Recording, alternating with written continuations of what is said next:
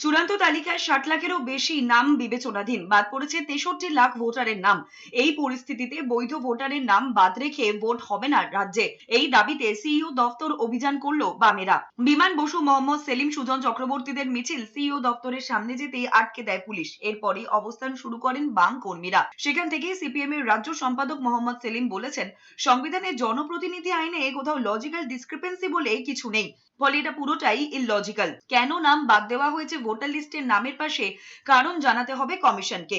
রাজ্য সরকারের অফিসারেরা আরোদের হুমকি দিয়ে আপলোড করতে বাধা দিয়েছে, আর সেই সুযোগে নির্বাচন কমিশন নাম বাদ দেওয়ার চেষ্টা করছে। তাই পুরো প্রক্রিয়াটার জন্য কেন্দ্র রাজ্য উভয়ই দায়ী বলে আক্রমণ করেছেন মোহাম্মদ সেলিম।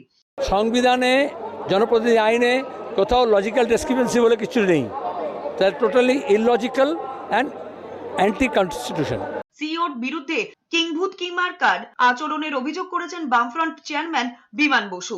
বাংলার সংস্কৃতির সঙ্গে কখনো খাপ খায় না, এ অদ্ভুত কিম্বু কিমাকার সিদ্ধান্ত করছে আর কিম্বু কিমাকার তিনি আচরণ করছেন। মানুষকে এমন একটা জায়গায় ফেলে দিয়েছে, এমনভাবে পুশ করছে যার পরিণতি ভবিষ্যতে খারাপ হবে।